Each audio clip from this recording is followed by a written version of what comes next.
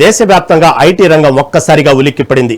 ప్రతిష్టాత్మక సంస్థ టీసీఎస్ నాసిక్ బ్రాంచ్లో వెలుగు చూసిన లవ్ జిహాద్ మత మార్పిడిల ఉదంతం ఇప్పుడు తీవ్ర సంచలనం సృష్టిస్తుంది. వృత్తిపరమైన బాధ్యతలతో సంబంధం లేకుండా ఒక పక్క ప్రణాళికతో హిందూ మహిళా ఉద్యోగులను టార్గెట్ చేస్తూ సాగుతున్న ఈ నీచ సంస్కృతి బట్టబయలైంది.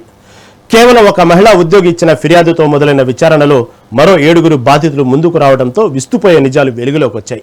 ఈ కుట్రలో ఏకంగా హెచ్ఆర్ మేనేజర్ నిదా ఖాన్తో పాటు సీనియర్ ఉద్యోగులు ఆసిఫ్ అన్సారీ, షఫీ షేక్ కీలకంగా వ్యవహరించారు. ఆర్థిక ఇబ్బందులు ఉన్న వారిని, కుటుంబ సమస్యలతో సతమతమవుతున్న అమ్మాయిలను ఎంచుకొని మైండ్ గేమ్ ఆడేవారని పోలీసులు గుర్తించారు.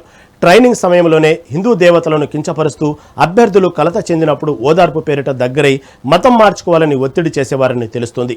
ఈ దారుణాన్ని బట్టబయలు చేసేందుకు పోలీసులు సినిమా ఫక్కీలో అండర్ కవర్ ఆపరేషన్ నిర్వహించారు.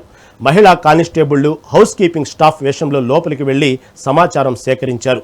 నిందితులు వాట్సాప్ గ్రూపుల ద్వారా ఎవరిని ఎలా ట్రాప్ చేయాలో చర్చించుకునేవారని ఎస్ఐటి నిర్ధారించింది.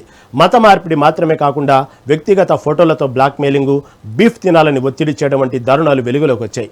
ఈ కేసుతో దేశవ్యాప్తంగా ఐటీ సెక్టార్లోని భద్రతపై నీలినీడలు కమ్ముకున్నాయి.